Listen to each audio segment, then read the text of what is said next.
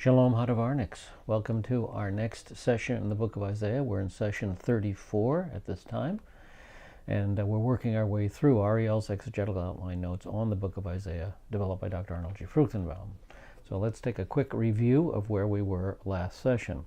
Last session, actually back in chapter 40, verse 2, we divided the second half of Isaiah into three basic sections. Her warfare has ended, her iniquity has been removed, and she's received double for all her sins.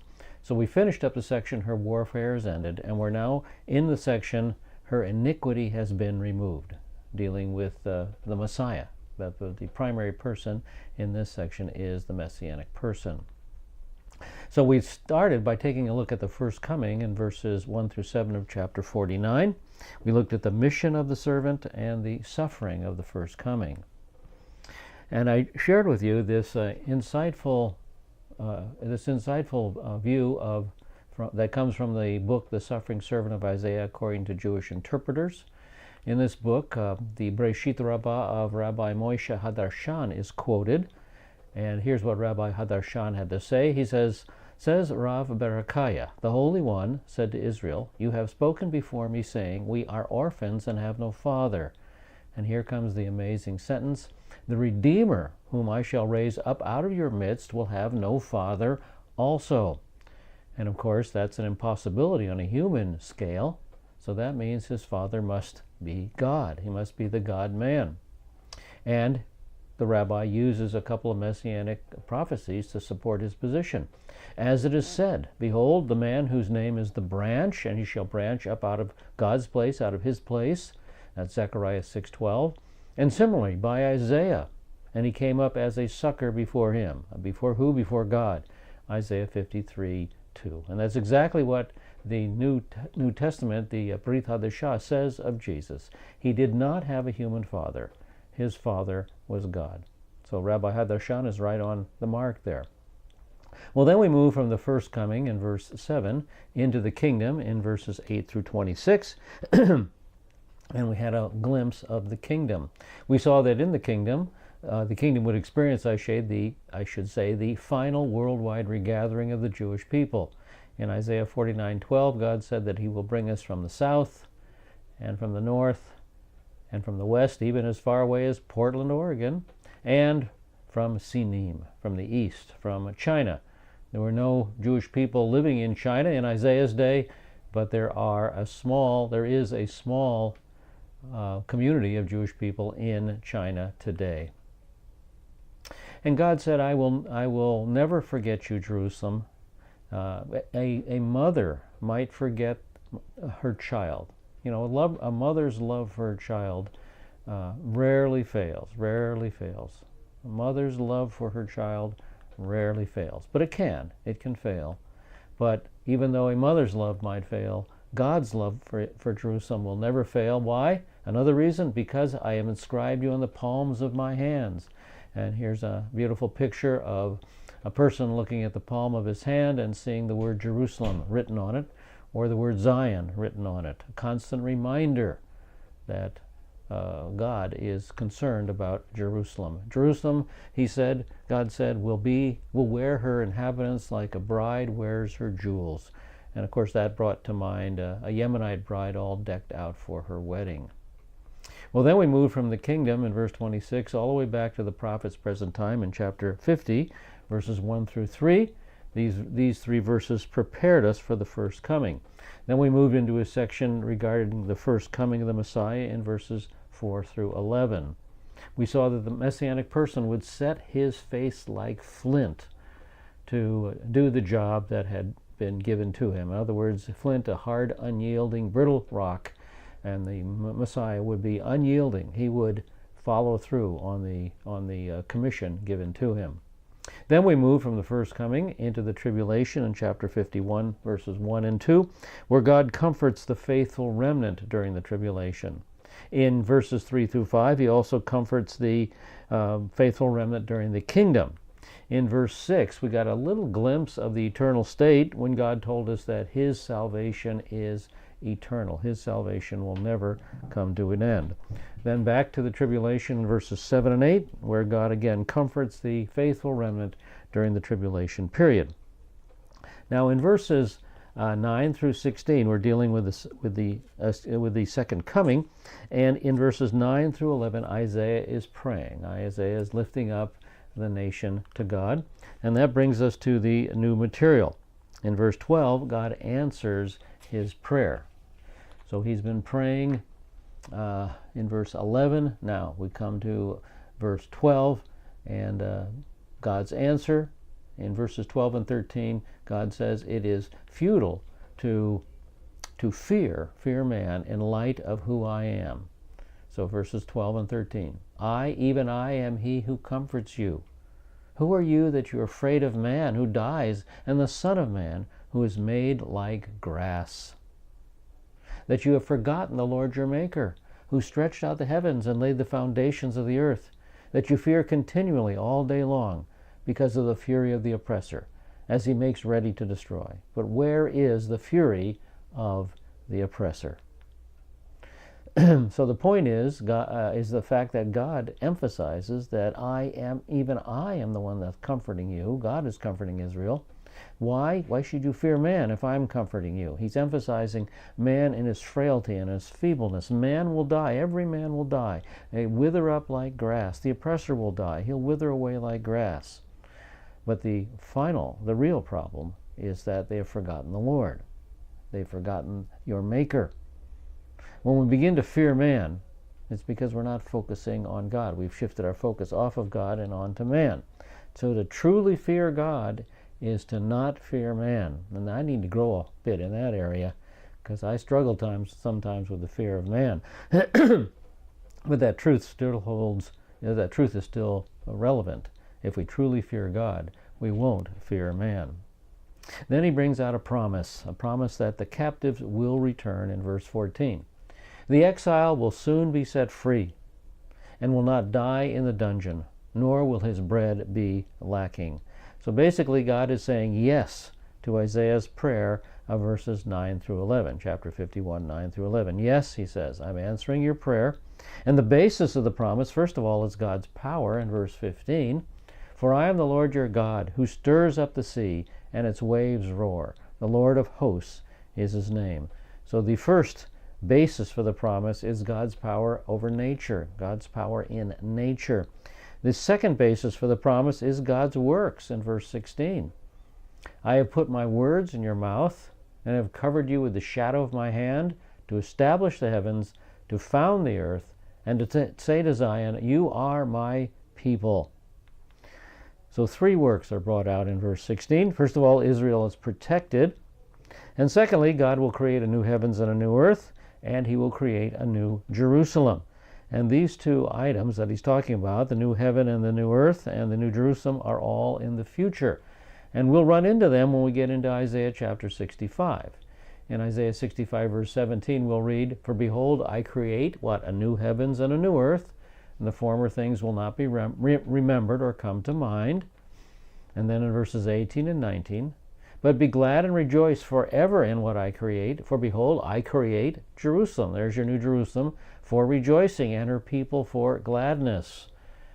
And I will also rejoice in Jerusalem, and be glad in my people, and there will no longer be heard in her the voice of weeping, or the sound of crying. And that's such a poignant statement there. No longer will there be heard in Jerusalem the sound of weeping, the sound of crying. Jerusalem had enough of tears, had enough of tragedy, with all the terrorism that's gone on in Jerusalem over the last 70 years of the nation's existence, the modern nation's existence. This has been the scene over and over again. But in the kingdom, no longer any weeping, no longer any crying, no longer will we see a father mourning over a child or a wife who has been killed by a terrorist. A great promise for the future of Jerusalem. So on this note of promise and hope, regarding the establishment of the millennial kingdom, we're going to bring this section to a close. And as we do, we're going to take a few minutes to do a drash, to do an application verses 49 through 51:16. So the theme I'm choosing is standing strong in spirit. And the biblical example, the believing remnant was encouraged to continue to pursue righteousness, to seek the Lord, and not to fear men. The results of standing strong in spirit would be comfort, joy, righteousness, and a personal relationship with God. Not for a short time, not temporarily, but for eternity. Great blessings, great blessings. So today, what about today? Where do believers today need to stand strong in spirit, fearing God and not fearing man? Well, one idea, one possible place is our business dealings, our economic world. When we deal with customers or supervisors or the boss or co-workers, we need to stand strong in spirit sometimes in regard to those interactions. Well, how about the world scene? You know, you look at the news and it can bring great anxiety and fear of man. So we need to stand strong in spirit as we consider the world scene and where the world is going. God is in control. We have to plant our feet on that truth. What about when sickness hits us, physical sickness or mental sickness, cancer or some debilitating illness? Boy, we have to stand strong in spirit in the face of those kinds of problems. What about family problems? What about problems with friends? What about misunderstandings? What about abuses, divorces, adultery, things like that? Boy, when that kind of stuff rips through our family, we have to stand strong in spirit and trust the Lord and not trust man. And this list could go on and on and on and on. There's plenty of opportunities in this world to stand firm in faith and trust the Lord rather than being afraid of man. So specifically, let's get specific now. Write down where you are being challenged to stand strong in spirit, where you are being challenged to trust in God and to not trust in yourself and to not trust in others. What is happening in your life? Write that down, just a word or two. Don't spend a lot of time there. Just what's the first thing that pops into your mind? And then let's move on to a plan of action. Now write down something practical you can do to stand strong and receive the eternal blessing God wants to give you. Could it be a prayer time? Could it be some kind of a Bible reading time? Could it be going to church? Maybe you haven't been to church for a year or two or longer. What's something you can do to fellowship in your local congregation, to worship the Lord and stand strong in spirit and receive the blessings that will come from that position? All right, so much for that application. Let's move on now to the next section. We're going to move from the second coming into the tribulation in chapter 51, verse 17. This is a section with the admonition to awake, awake, O Jerusalem. We begin in verses 17 through 20 by seeing that Jerusalem has drunk the cup of God's wrath. Jerusalem is reminded of the judgment that's befallen her, the judgment that has come as a result of rejecting the Messianic person of chapter 50. So we begin with the call in verse 17. Arouse yourself, rouse yourself, arise, O Jerusalem. That's the call. Then the message begins dealing with Jerusalem's past. You who have drunk from the Lord's hand the cup of his anger, the chalice of reeling, you have drained to the dregs. So Jerusalem's past deals with the tribulation judgments. They've drunk from the hand of the Lord the cup of his wrath. That's a reference to the tribulation judgments. And they've drunk that bowl and drained it dry. And so they're staggering, intoxicated by the weight of judgment upon them. And the results of the tribulation judgments that have caused them to stagger, the first one is in verse 18, depopulation. There is none to guide her among all the sons she has borne, nor is there one to take her by the hand among all the sons she has reared. So depopulation, Jerusalem has been decimated. Now why depopulation? What has come upon Jerusalem to cause that? There are two calamities that come upon Jerusalem. Verse 19. These two things have befallen you. Who will mourn for you? The devastation and destruction, famine and sword. How shall I comfort you? So the two calamities are desolation and destruction. This concerns the city itself. The city is ruined. It's a heap of rubble.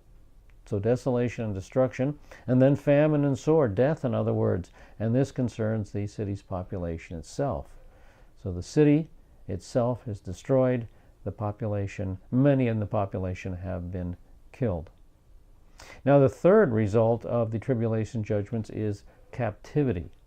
We saw depopulation, then the two calamities of desolation, destruction, famine, and sword, and now the third result, which is captivity in verse 20. Your sons have fainted. They lie helpless at the head of every street like an antelope in a net. So the population that's still alive is like a trapped animal, And the cause, what is the cause of all this? Full of the wrath of the Lord, the rebuke of your God. That's the cause for all these judgments. But this is Israel's past. This is the past.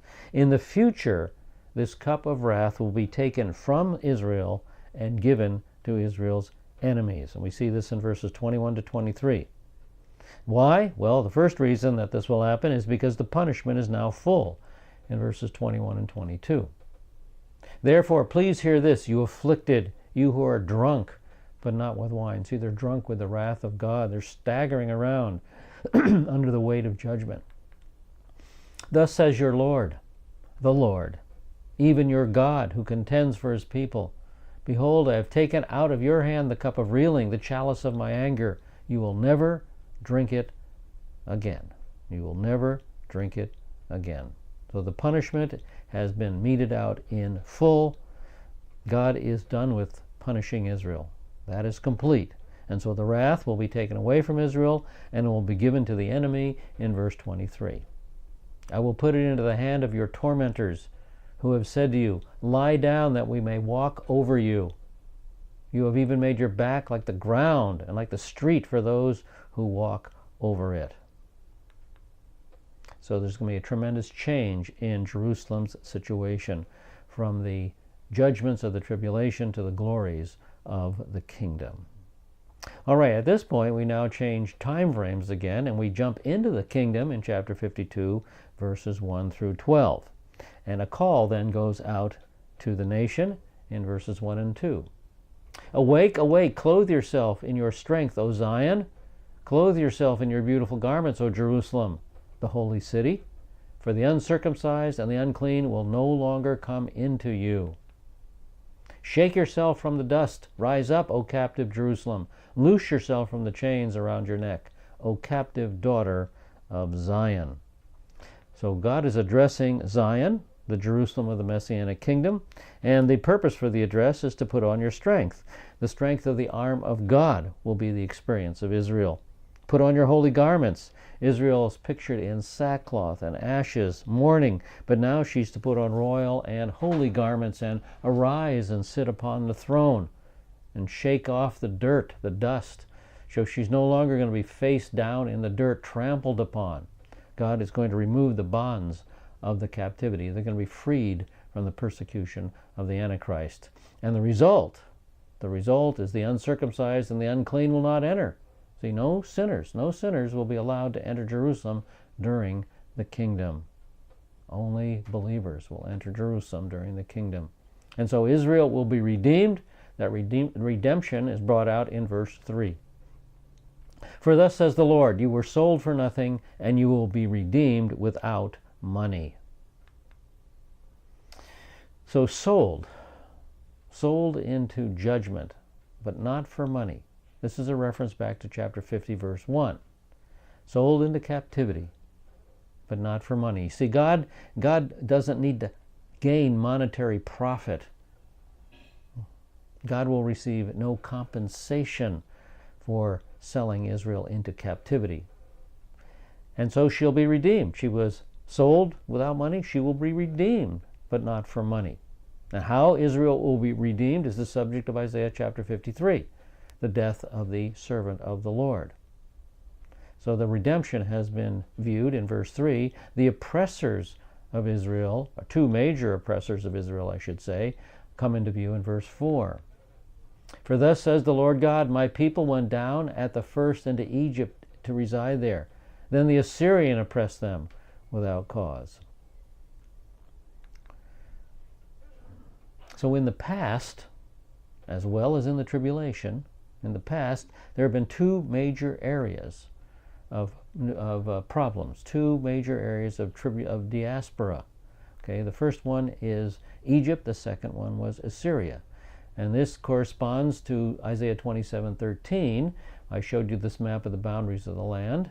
And then Isaiah 27:13 reads, it will come about also in that day, this is the day of Israel's redemption, a great trumpet will be blown, and those who are perishing in the land of Assyria, that's to the north, that's that first major oppressor, Assyria. Now why Assyria is singled out and why Jews are suffering oppression in Assyria, we don't know. It's just the indicators that this will be a major area of the diaspora of the tribulation oppression. So then he goes on, and who were scattered in the land of Egypt, that's to the south, Egypt to the south. So again, why Egypt is singled out here as a major oppressor of the Jewish people, we don't know. All we know is that these two areas will be major areas of the tribulation diaspora. And why will they come from the north and come from the south? They will come and worship the Lord on the holy mountain in Jerusalem. So the purpose is the redemption of Israel, bringing the Jewish people back to the land and back to the worship of God. So these two major oppressors are brought out in verse 4, are seen again in verse 4. Now, not only did God not gain anything from Israel's captivity, God's name was blasphemed, was insulted because of Israel's captivity. The oppressors' subjugation of Israel, their takeover of Israel, became their basis for their insulting the God of Israel. Basically, their attitude was something like this: phooey on your powerful God, he couldn't protect you. My idols are more powerful than your God. If he was so great, how come he didn't protect you? And that's an insult to God. And therefore, and here's verse 5. Now therefore, what do I have here, declares the Lord, seeing that my people have been taken away without cause? Again the Lord declares, those who rule over them howl. My name is continually blasphemed all day long. So the oppressors of Israel laugh at God, laugh at Israel, laugh at the Jewish people. Big deal. Your God is no big deal. And I guess I'm probably using very kind words there. Your God couldn't protect you. So therefore, because of this insult, God will redeem Israel in verse 6. Therefore my people shall know my name. Therefore in that day I am the one who is speaking. Here I am. So the people will know my name. The Jewish people will gain a personal relationship with God. They'll come to know him personally. They'll know that he is the one who's doing the speaking. And what does he speak? He says, Hineni, here am I. God will make himself very obvious to the Jewish people, very obvious in the midst of Israel. Here I am. Here I am. Then comes the proclamation of good news. With God in the midst of Jerusalem, in the midst of Israel, the message to Zion comes in verse 7. How lovely on the mountains are the feet of him who brings good news, who announces peace and brings good news of happiness, who announces salvation and says to Zion, your God reigns. Hineni, here I am, says God, and messengers are sent throughout Israel, proclaiming the redemption has been provided. The word goes out. They bring good news, and the word there, the Hebrew word is besorah. That's the modern Hebrew word for gospel.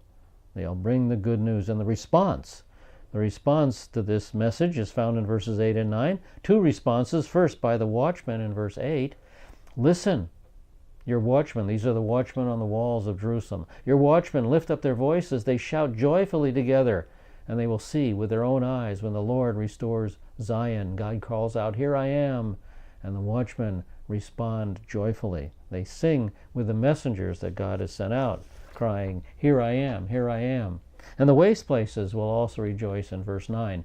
Break forth, shout joyfully together, you waste places of Jerusalem, for the Lord has comforted his people. He has redeemed Jerusalem. So the reason for the joy, the redemption of Jerusalem, has finally arrived, and now the waste places can be restored. We come to verse 10, and we see how the restoration will take place. How is this going to happen? In verse 10, the Lord has bared his holy arm in the sight of all the nations, that all the ends of the earth may see the salvation of our God. How is this going to happen? The Lord has bared his arm. His arm is a reference to the Messiah. The Messiah has come in the sight of all the nations in the world. So this is a reference to the second coming. Matthew 24:29-30 supports this position.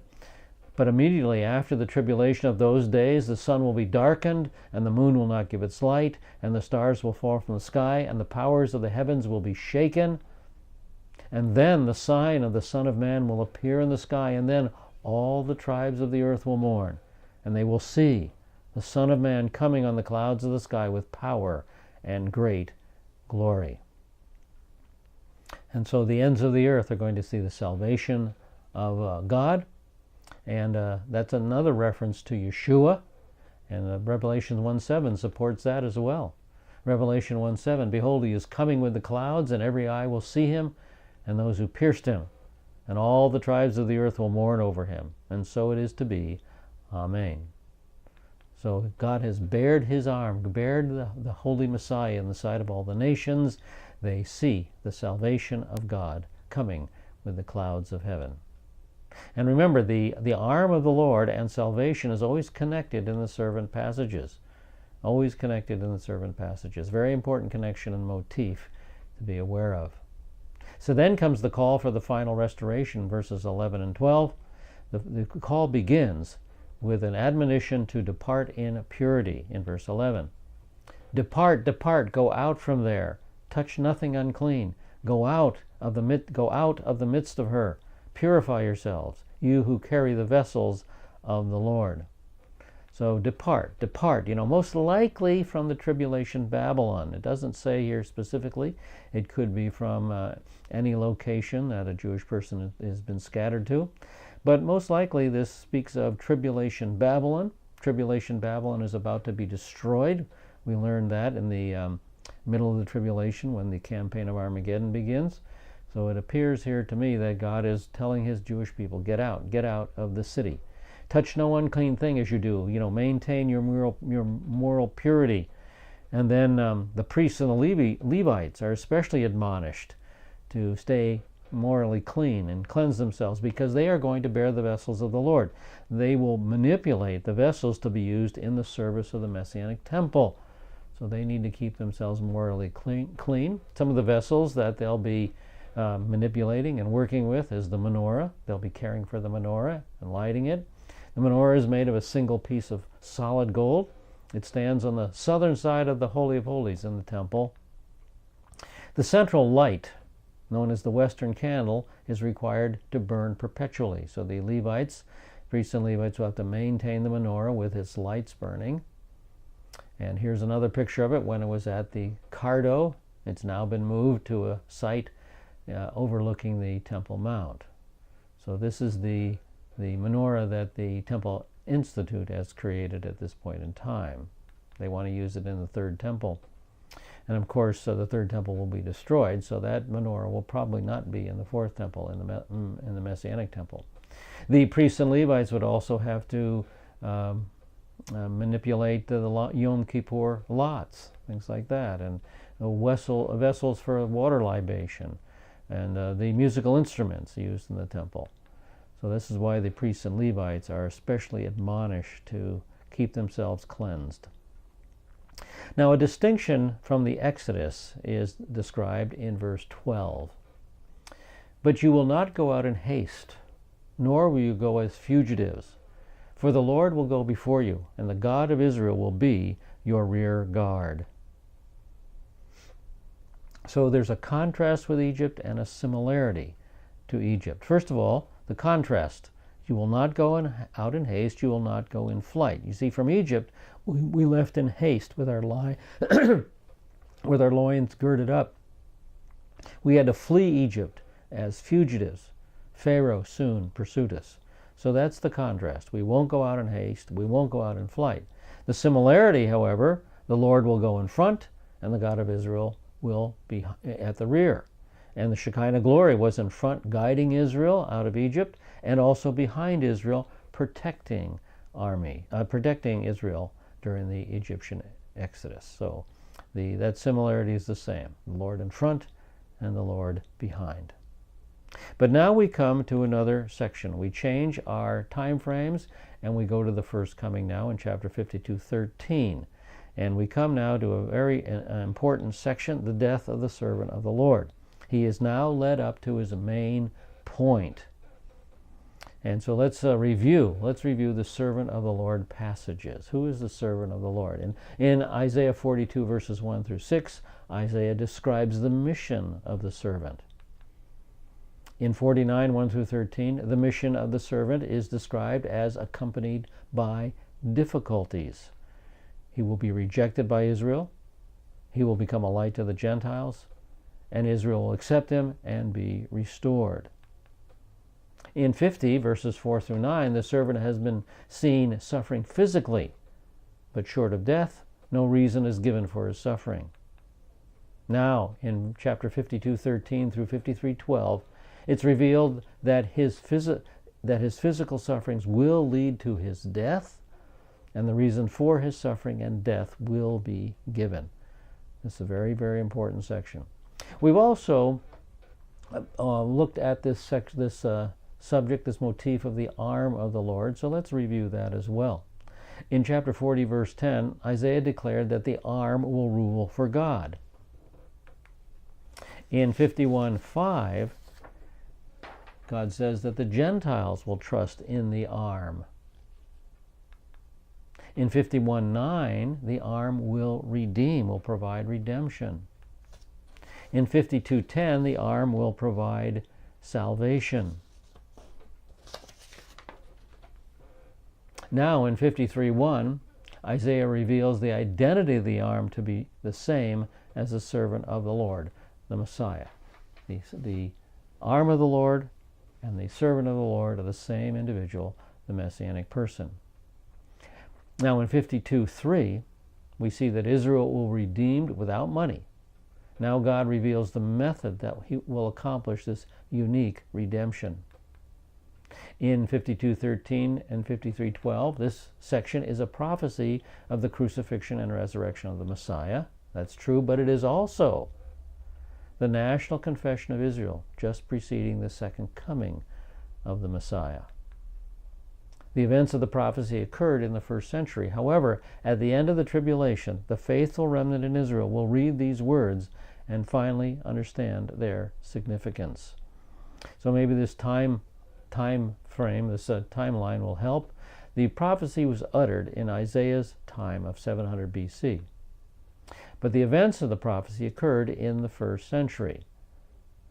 So uttered in 700 BC, 700 years later, the events of the prophecy occurred. The Messiah suffered his death and resurrection. Well, that's not the whole prophecy, however. The second half of the prophecy has to be fulfilled. Now we come 2,000 years down the timeline to the faithful remnant of the tribulation. The faithful remnant will understand the significance of the prophecies, and they will look back at the fulfillment at Messiah's death and resurrection, and they will finally understand all that is going on. So we have two prophecies here: the death and resurrection of the Messiah, and then the faithful remnant understanding the significance of the Messiah's death.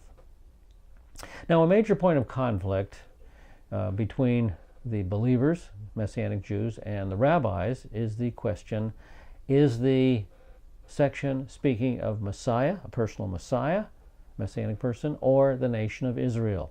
The nation of Israel personified as a group, one group. Major point of conflict. HaDavar's position, Isaiah 52:13 through 53:12, speaks of the Messianic person. That is our position. Why? Well, all ancient rabbis, with one exception, took the passage to be Messianic until Rashi in 1050 AD. That exception is found in a non-Jewish source. Interestingly enough, if you look through Jewish sources, you wouldn't find this position. You find the position written down for us in the writings of Origen. He lived from 185 to 235 AD, in his work Contra Celsum. And you can find this work on the internet if you're interested in it. So Origen's work against Celsus, Contra Celsum, this is what you would read. Now I remember that on one occasion, at a disputation held with certain Jews, who were reckoned wise men, I quoted these prophecies, to which my Jewish opponent replied that these predictions bore reference to the whole people. See the position? The suffering servant is the nation, the whole people, regarded as one individual. But there he kind of hedges his bet. He says we're personifying the nation down to one individual. But it really speaks of the nation. Okay? It speaks of the whole nation, regarded as one individual, and being in a state of dispersion and suffering. Why? In order that many proselytes might be gained on account of the dispersion of the Jews among numerous heathen nations. And we've seen this before as well. Remember, we were looking at the concept, rabbinical concept of dispersion. And of course, we were saying, along with Scripture, that dispersion is a punishment for disobedience. But the rabbis had different views of that, and one of their views was that Israel is only scattered among the nations that proselytes might be gained, for evangelistic purposes only. That's the only reason they've been scattered among the nations. So you see that position show up here as well. So note, remember, the Jewish community does not know who this rabbi, this Jewish opponent, was. This is a very weak and a minority opinion. It did exist way back in Origen's day, but from approximately 235 AD, that's Origen's day, till approximately 1050 AD, that's Rashi's day, approximately 800 years, the uniform opinion of the Jewish community was that Isaiah 52:53 spoke of the Messianic person, not of the nation of Israel. Rashi and others were heavily criticized for rejecting it. For example, Rabbi Naphtali ben Asher Schuler voices his objection. He says, I will proceed to explain these verses of our own Messiah, see, of the personal Messianic person, who, God willing, will come speedily in our days. I am surprised that Rashi and Rabbi David Kimke have not, with the Targums, applied it to the Messiah likewise. So he was rather shocked at what Rashi and Kimke did. However, as time passed, the view that Israel is the suffering servant gradually prevailed, gradually grew in favor among the rabbis, especially when the Jewish people were allowed out of the ghettos in Europe and began to be confronted with Isaiah 52 and 53. And so the suffering servant being Israel view gradually prevailed.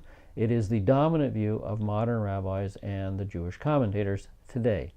It was not the view of the ancient sages. Well, why do we say this speaks of the Messianic person? Well, another reason is the distinctive pronouns used in the text. We, us, our. Whenever we see those pronouns, they speak of Isaiah and the Jewish people. We, us, and our. When we see him, he, him, or his, that's speaking of the Messianic person. So the servant is portrayed as a singular human personality rather than the nation. There is no allegory or personification of the servant as Israel, as the nation Israel. It's an individual. It's an individual. Now, special features to note in this section. In chapter 53, verses 4 through 6 and 8 and 9, we learn that the servant is innocent. In contrast, Israel, the nation Israel, suffers for her own sins, as Isaiah stated in chapter 1, verses 4 through 8, and that has been stated throughout the book of Isaiah over and over and over and over again. So the nation of Israel is not the servant, because the nation of Israel is not innocent. The servant is innocent. The Messianic person is innocent. In verse 7, the suffering of the servant is voluntary, willing, and silent.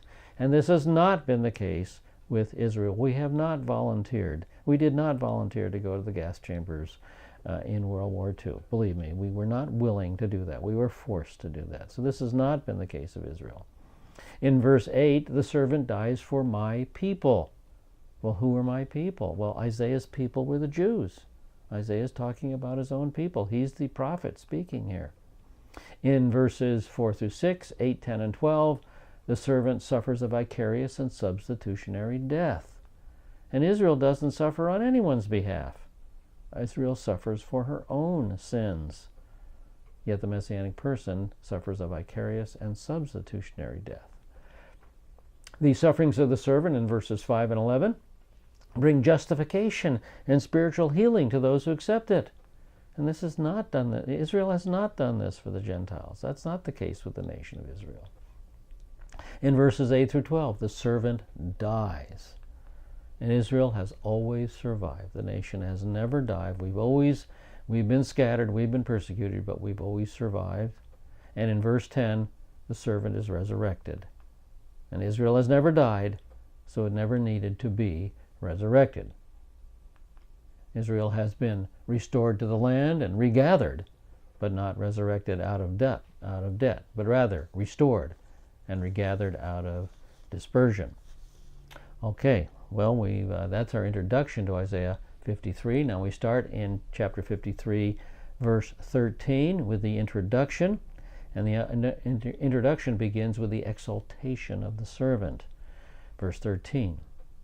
Behold, my servant will prosper. He will be high and lifted up and greatly exalted. So that word behold, calls special attention to the servant. Look at him. Look at him. Behold him. And then the next phrase can have various possible translations. It could be translated to deal, my servant will deal prudently, King James Version, or my servant will act with intelligence or wisely, that's a New International Version. But I think the best rendering in context would be the NASB, which would be to prosper or to succeed. Behold, my servant will prosper, and this is in spite of outward failure. And the next three words summarize the Messiah's post-resurrection experience. These words form an ascending climax. First of all, he will prosper. The word actually means there to rise, and this is a reference to the resurrection. He will rise out of death. Next, he will be lifted up, and this is a reference to the ascension, when the glory cloud lifted him up to heaven. And then he will be very exceedingly high. This is a reference to his present session in heaven at the right hand of God, right hand of the throne of God. Now, the New Testament contains important servant cross-references that proclaim the exaltation of the servant, that proclaim the ultimate position of the servant. For example, Peter did this on a couple of occasions. Acts chapter 2, verses 31 to 33. Peter speaking. He looked ahead and spoke of the resurrection of the Messiah, that he was neither abandoned to Hades, nor did his flesh suffer decay. This Yeshua, this Jesus, God raised up again, to which we are all witnesses. Peter continues. Therefore, having been exalted where? To the right hand of God, and having received from the Father the promise of the Holy Spirit, he has poured forth this which you both see and hear. So there's Peter's affirmation of the fact that the Messianic person will be highly exalted. He continues in Acts chapter 3, verse 13, in another speech. He said, the God of Abraham, Isaac, and Jacob, the God of our fathers, has glorified his servant Jesus, the one whom you delivered and disowned in the presence of Pilate, when he had decided to release him. And then finally, Rabbi Shaul, supports this whole position as well in Philippians 2, verses 8 and 9. Here's another servant of the Lord passage where the servant is highly exalted. Shaul starts, speaking of Yeshua, being found in appearance as a man, he, Yeshua, humbled himself by becoming obedient to the point of death, even death on a cross. So there's the suffering and humiliation of the Messianic person. But what follows the suffering and the humiliation? For this reason also God highly exalted him and bestowed on him the name which is above every name. And so again, this the exaltation of the Messiah is emphasized. But we also saw that humiliation and suffering have to come prior to exaltation. And so the humiliation of the servant is now brought out in verse 14. Just as many were astonished at you, my people, so his appearance was marred more than any man, and his form more than the sons of men. Now this is the NASB's version of Isaiah 52:14, and notice that little phrase, my people, that the NASB inserted there. It's in italics, and that means it is a translator's insertion. The translators are trying to make the passage flow a little more smoothly and a little more in an understandable way. However, this is a very, very, very unfortunate insertion here for two reasons. First of all, it doesn't fit the context, but secondly, it's supporting the position that Israel is the suffering servant. Just as many were astonished at you, my people, Israel. Okay, so that is a very, very poor insertion. What I would do is I recommend that you remove it. Just pencil it out in your Bible. Now it's out of context because the word you there is a masculine singular. And just removing this insertion out of context makes it read perfectly well. This is the way the text actually reads. Just as many were astonished at you, a singular male personality, a masculine singular, the Messianic person, just as many were astonished at you, so his appearance, masculine singular, was marred more than any man, and his form more than the sons of men. It reads perfectly fine without that insertion, and it speaks of the Messianic person. So I would advise you just to pencil out that insertion if you have the NASB. Unfortunately, the NASB, like every translation, has its strengths and its weaknesses, and this is one of its weaknesses there. I prefer the NASB myself, but it does have its weaknesses. So the point here, as men looked at Yeshua on the cross, they were astonished and amazed. Astonished and amazed at his appearance. Why? Because his appearance was so marred. He was so disfigured, he no longer resembled a man. All they saw was a swollen, writhing, fleshly human form that only resembled a man. Now, with my apologies, considering the gruesome nature of the image I'm about to show, this image probably comes the closest of any image that I've seen to portraying the reality of the crucifixion. They did a good job there. That is probably the best rendition of what Yeshua went through for you and I when he went to the cross. Okay, enough of that.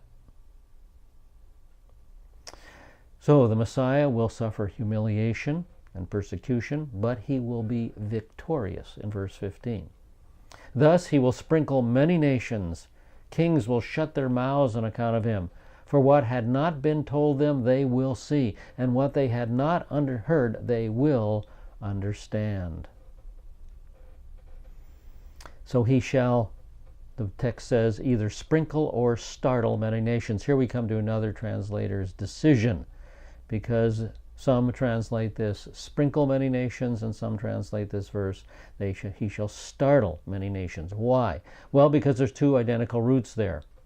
In the Hebrew, they have the exact same letters, but one root means to sprinkle, and the other root means to startle. So you've got to make a decision. Which is the best road to go down from this root? Is it the sprinkle root or the startle root? Well, if the proper translation there is sprinkle, the emphasis is on the fact that the Messianic person is the great high priest, absolving sin, cleansing from sin. If startle is the better root to use, then the emphasis is on the fact that he's the King of Kings, that he is come to rule over all the kings of the earth. So, two identical roots. I personally feel that the root meaning to startle or to astonish, which by the way is used by the Septuagint, would be better in the context. Now, either idea can fit the context, but it's better because we're dealing here with the kings of the earth and the nations of the earth. The kings and nations of the earth will shut their mouths at him. It's a sign of respect. It's like stopping your conversation when a great teacher, when a great leader, when the president, for example, enters the room. All of a sudden, everybody is startled and quiet out of respect for this great teacher or great leader. And the reasons why they are startled is because they shall see what has not been told. They will realize that they told totally miscalculated the importance of Jesus the Messiah. He is the King of Kings and Lord of Lords, and they didn't pay attention to that. And now they see it, and they will understand what they had not heard. They will truly understand all about what the Messiah went through and who he is and his importance to all creation.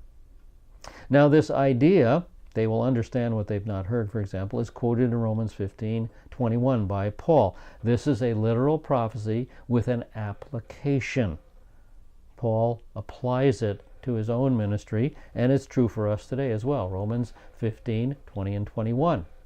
And thus I aspire to preach the gospel, not where Messiah is already named, not where people already know about him, so that I will not build on another man's foundation, but, and he takes his cue from Isaiah here, but it is written, they who had no news of him shall see, and they who have not heard shall understand. So he wants to take the gospel to people who have not heard. And that's the application he makes from Isaiah 52:15. We need to take the gospel to those who have not heard. So that's an application of this prophecy to his own personal life, and it's true for us today as well. Well, verses 13, 14, and 15 are introductory. They introduce the theme of the rest of the passage, and that theme is the servant's humiliation followed by his exaltation. So now Isaiah will deal in detail with that theme. Let's take a quick look at an outline of the upcoming verses. In Isaiah 53, verses 1 through 9, Israel's confession of the servant's humiliation. And then in Isaiah 53, verses 10 through 12, the servant's exaltation is brought out. So Israel has not confessed, not nationally confessed our understanding of the servant's humiliation at this point. And of course, the servant has not been exalted at this point either. So Israel's unbelief comes out in the phrase, who has believed our message? This is actually covered in verses 1 through 3. This is the theme of verses 1 through 3. So now, Israel's unbelief in verse 1. Who has believed our message, and to whom has the arm of the Lord been revealed? So who has believed our message? The literal Hebrew reads there, who has believed what we have heard? Who has believed our hearing? Who among us has believed what we heard? We believed it.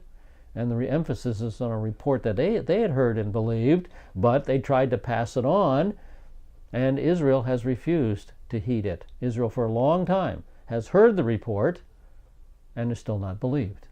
And that's what's going on even today. We're still bringing the message of Jesus the Messiah to the Jewish people, and it is still being rejected. But in the end of the tribulation period, that will change. The remnant is saying, we have heard this report about the suffering servant, but we have never believed it. Now, to whom has the arm of the Lord been revealed? The next phrase. Who the arm of the Lord is will now be explained. He's the suffering servant who will redeem Israel, but not with money and not for a price. Now, this is quoted in John chapter 12, verses 37 and 38. But though he had performed so many signs before them, yet they were not believing in him. This was to fulfill the word of Isaiah the prophet, which he spoke, Lord, who has believed our report, and to whom has the arm of the Lord been revealed. It started back then in the first century. It is still going on. This is also brought out in Romans 10:16 by Rabbi Shaul. However, they did not all heed the good news. As Isaiah says, Lord, who has believed our report? So Israel is still, in general, an unbelieving nation. Only a small remnant has believed. Then the humanity of the servant is emphasized in verse 2. For he grew up before him like a tender shoot, and like a root out of parched ground. He has no stately form or majesty that we should look upon him, nor appearance that we should be attracted to him. So he grew up before God as a tender plant. The word literally there is suckling. Now, what is a suckling? There's a suckling right there on that tree trunk. A suckling is a tender twig that grows on the trunk or on a branch of a tree and draws its life from the tree, and as it does, it retards the development of the fruit. The tree pays attention to it, and there's less attention paid to the fruit. So what do? Men cut off sucklings because they draw life from the tree. Okay? So Israel considered Yeshua a destructive parasite to be broken off, cut off, and thrown away. He was a suckling. He's also described as a root out of dry ground, and this speaks of the lowly condition in which the servant would appear. The picture here is of a sprouting tree stump. You see that little tree stump there? It's still alive. The tree got chopped down right there, but you can see there's sprouts coming out of it. So that tree is still alive. And this is a reference back to chapter 11, verse 1. Then a shoot will spring from the stem, the stock, the stump of Jesse. Then a shoot will spring from the stock of Jesse, and a branch from his roots will bear fruit. Just like that picture, that stump bearing little shoots. And the point here is a point of timing. The point is when the glorious house of David is reduced to a mere stump, when the big glorious tree of David has been chopped down and all that's left is a stump, then the Messiah will appear. He'll appear as a root out of dry ground. He'll appear as a sprouter, as a sprout. Now we also see in Luke chapter 2, verse 22 through 24, that the house of David was indeed reduced to a stump in the first century. And this is speaking of Mary and Joseph bringing the baby Jesus to the temple for the purification rite, for their dedication. And when the days for their purification, according to the law of Moses, were completed, this is Mary's purification, they brought him up to Jerusalem to present him to the Lord. As it is written in the law of the Lord, every firstborn male that opens the womb shall be called holy to the Lord, and to offer a sacrifice to what was said in the law of the Lord, a pair of turtle doves or 2 young pigeons. So Mary and Joseph are going up to the temple to perform this ritual in compliance with the Mosaic law. But notice what they are offering. They are offering a pair of turtle doves or 2 young pigeons. Why? Because these are the offerings of poverty. If you were well off, you could offer a bull, you could offer a sheep, a goat, something like that.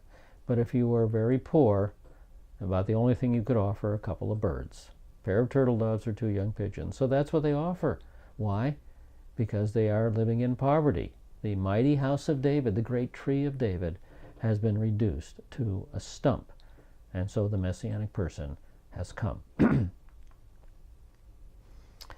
Okay, we also read that the Messianic person had no form or comeliness. He had no outward physical beauty. When we see him, there's no beauty in him that we should desire him. There's nothing about his outward features that would attract men to him. He wasn't like King Shaul, who was head and shoulders above every other Jewish guy in his time and age. He was a handsome, strapping, impressive man. They wanted him as king. Yeshua was not that way. Yeshua just fit into the crowd. He just disappeared into the crowd, and there was nothing to attract us to him. And this goes contrary to most conceptions of Yeshua in pictures. There's a very handsome Yeshua. That's usually the way he's portrayed in pictures. Here's another young, handsome Yeshua, and here another one. And these are all pictures done by artists who love the Lord, I'm sure. But he was not a handsome young man. He was not a handsome young man. He was at best very common and very ordinary in appearance, and at worst he was rather homely or perhaps even ugly in appearance. There was nothing to attract us to him and cause us to be interested in making him our king. All right, well, I see we are down to just a minute or less than a minute in our session. So let's call it quits right here at verse 2, and we'll pick it up next session at verse 3 as we continue with the career of the servant here. We've seen that we've seen in the previous verse that he grew up as a tender plant, that he had no outward appearance that we should desire him. Now we'll pick it up next session, and we'll see that he not only is he not desired, but he is despised. And so we'll get into the persecution and humiliation of the servant next session. Oh, there goes my timer. Thanks so much for being our students at this session. We'll see you next time. Thank you so much. Lehi Traot.